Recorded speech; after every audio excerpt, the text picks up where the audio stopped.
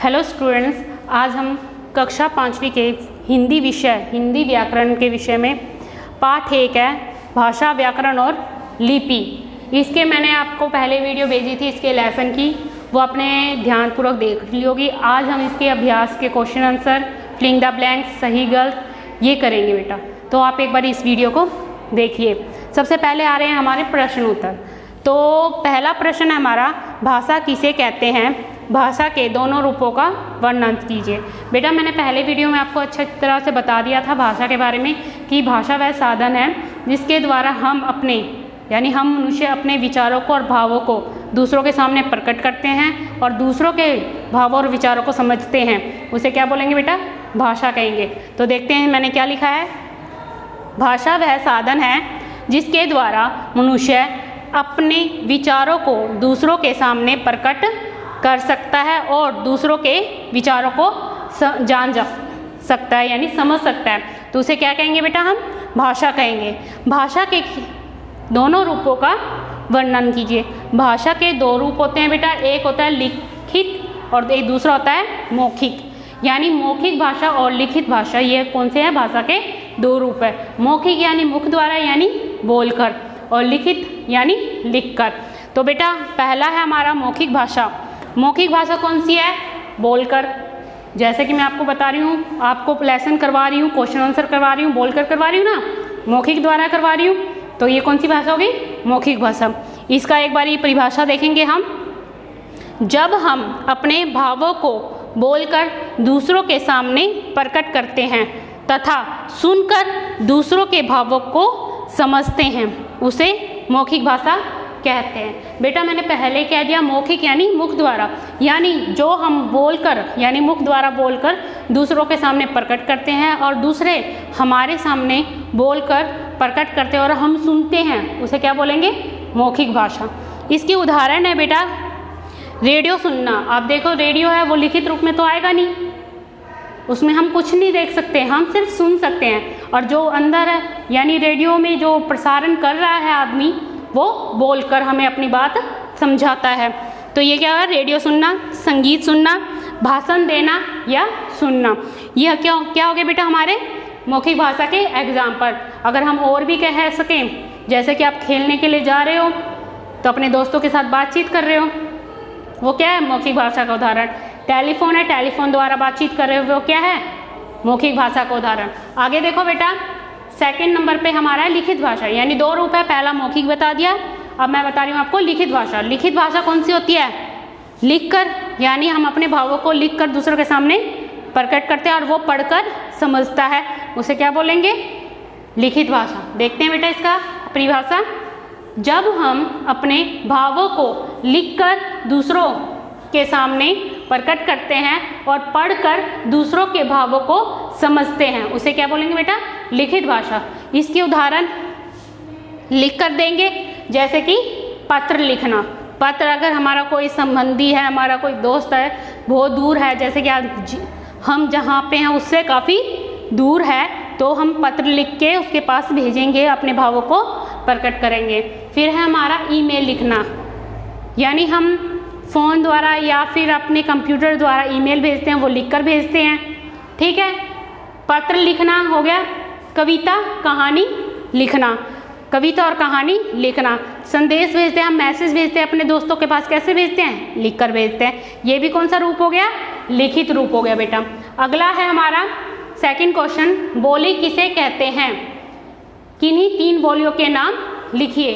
बेटा बोली किसे कहते हैं? हम हरियाणा में रह रहे हैं या फिर हम पंजाब में रह रहे हैं, तो वहाँ की भाषा क्या है बेटा? वहाँ की बोली क्या है? पंजाबी है। हरियाणा की बोली क्या है? हरियाणवी है। ये बोलियाँ होती है, यानी सीमित क्षेत्र में। हरियाणा एक सीमित क्षेत्र है, पंजाब एक सीमित क्षेत्र है। सीमित क्षेत्र में बोली जाने वाली भाषा को क्या बोलेंगे हम? बोली। तो दोबारा देखो बेटा इसका परिभाषा, सीमित क्षेत्रों में बोली जाने वाली भाषा को बोली कहते हैं। जैसे कि उदाहरण मैंने आपको पहले ही बता दिया था, 3 बोलियों के बारे में बताना है हमें। मैं 3 बोलियां बता रही हूँ, पंजाब की पंजाबी, हरियाणा की हरियाणवी, गुजरात की गुजराती। बेटा आगे समझ बेटा। तीसरा क्वेश्चन हमारा, भारत की राजभाषा कौन सी है? बेटा कौन सी है हमारी राजभाषा? राजभाषा कौन सी है बेटा? राजभाषा यानी जिसके द्वारा हम अपने सरकारी कामकाज करते हैं, यानी जिस भाषा में हम अपने काम करते हैं सरकारी, उसे हम राजभाषा का दर्जा दिया है हमारी संविधान ने। कौन सी है? हिंदी है। कौन सी है बेटा? हिंदी है। और हमारी राष्ट्रभाषा भी क्या है बेटा? हिंदी है। फिर अगला क्वेश्चन है हमारा, भारत में कितनी भाषाएं बोली जाती हैं? भारत में 22 भाषाएं बोली जाती हैं। कितनी बोली जाती हैं बेटा? 22 भाषा। बेटा आगे देखिए, सेकंड नंबर पे हमारा है उचित विकल्प पर सही निशान लगाइए। यानी ये थोड़े क्वेश्चन आंसर दे रखे हैं, इसके ऑप्शन दे रखे हैं, आपको ये बताना है कि इसमें से कौन सा सही है। पहला क्वेश्चन है हमारा, सबसे पहले भाषा के किस रूप का आविष्कार हुआ? यानी सबसे पहले भाषा के किस रूप का आविष्कार हुआ? बेटा अगर मैंने आपको बताया, आपने वीडियो ध्यान से देखी है, तो मैंने आपको बताया था कि जो सबसे पहले यानी आदिवासी थे, उस टाइम हमारे पास भाषा नहीं थी, बोली नहीं थी, हम बोल नहीं सकते थे। हम अपनी बात को कैसे समझाते थे? फिर हम अपनी बात को समझाने के लिए सांकेतिक भाषा का प्रयोग करते थे। कौन सी भाषा? सांकेतिक भाषा का प्रयोग करते थे। लेकिन बेटा अगर हम ऑप्शन देखें तो इसमें संकेत भाषा का कोई भी जिक्र नहीं है। इसमें है लिखित भाषा, मौखिक भाषा, राजभाषा और राष्ट्रभाषा। तो इसके बाद यानी सांकेतिक भाषा के बाद हमने क्या सीखा? कौन सी भाषा सीखी? आपस में बातचीत करना सीखा, एक दूसरे से बोलना सीखा। तो कौन सी भाषा होगी बोलकर? मौखिक भाषा। तो किस पे निशान लगाएंगे हम? मौखिक भाषा हमारी क्या है? इसका उत्तर है। सेकंड है हमारा, हमारे देश की राष्ट्रभाषा कौन सी है? बेटा ये आपके कितनी बार क्वेश्चन आ चुका है, वीडियो में भी मैंने आपको कई बार बताया कि राजभाषा और राष्ट्रभाषा हमारी कौन सी है? हिंदी। तो हमारी राष्ट्रभाषा कौन सी है बेटा? इसमें गुजराती, मराठी, पंजाबी या हिंदी, इनमें से कौन सी है? हिंदी। तो किस पे निशान लगाएंगे हम? हिंदी में। थर्ड क्वेश्चन हमारा, भाषा को नियमों में बांधकर शुद्ध रूप कौन प्रदान करता है? यानी सही रूप कौन प्रदान करता है? कौन हमें सही इसका ज्ञान करवाता है? कौन सा करवाता है बेटा? लिपि करवाती है, राष्ट्रभाषा करवाती है, देश करवाता है या व्याकरण करवाता है? तो बेटा इसका आंसर है व्याकरण। क्या है बेटा इसका आंसर? व्याकरण। व्याकरण हमें भाषा के सही रूप का ज्ञान कराता है कि ये गलत है या ये ठीक है, जो हम वाक्य बोल रहे हैं वो सही है या फिर गलत है। कौन कराता है हमें इसका ज्ञान? व्याकरण। बेटा अगला पार्ट देखो, हमारा थर्ड पार्ट है हमारा खालिस्तान। सबसे पहले डैश की भाषा का आविष्कार किया गया? सबसे पहले कौन सी भाषा थी बेटा? मैंने आपको अभी बताया था, इस क्वेश्चन में बताया था कि जब हमें बोलना नहीं आता था उससे पहले भी एक भाषा होया करती थी। आदिवासी, आदिकाल जो मनुष्य थे आदिकाल में, वो किस तरह अपनी बात को समझाया करते थे। उस टाइम उनको ना तो पता था कि हम बोल सकते हैं, ना उनके पास कोई भाषा थी, तो वो थी सांकेतिक भाषा, जिसके द्वारा वो अपनी बात को इशारों द्वारा, सांकेतिक द्वारा समझाते थे, संकेत द्वारा समझाते थे। अगर वो कहीं शिकार करने के लिए जाते थे तो वो पत्थरों पर चिन्ह बना देते थे कि हाँ मैं इस चिन्ह के द्वारा उनको पता चल जाता था कि ये क्या जा रहे हैं? शिकार करने के लिए जा रहे हैं। तो कौन सी भाषा होगी बेटा? सांकेतिक भाषा। तो सबसे पहले संकेत भाषा का आविष्कार हुआ। कौन सी भाषा का बेटा? संकेत भाषा का। फिर है अंग्रेजी भाषा की लिपि कौन सी है? कौन सी है बेटा? अंग्रेजी भाषा की लिपि रोमन है। नेक्स्ट है स्थानीय लोगों द्वारा प्रयोग की जाने वाली भाषा को क्या बोलेंगे बेटा? क्या कहलाती है वो? बोली कहलाती है। अगर आपने क्वेश्चन आंसर सही ढंग से किए होंगे, ध्यान से सुने होंगे, तो क्वेश्चन में भी आया था बेटा आपका कि बोली किसे कहते हैं? जो स्थानीय लोगों द्वारा बोली जाती है वो क्या होती है? बोली होती है, यानी जो सीमित क्षेत्र में बोली जाती है। अंग्रेजी, चीनी, रूसी आदि खालिस्तान भाषाएं हैं। कौन सी भाषाएं बेटे?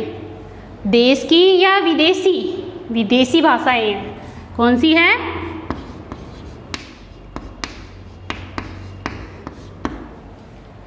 फिर है अपना लास्ट में डैश भाषा के नियमों का ज्ञान करवाता है। कौन कराता है बेटा? व्याकरण।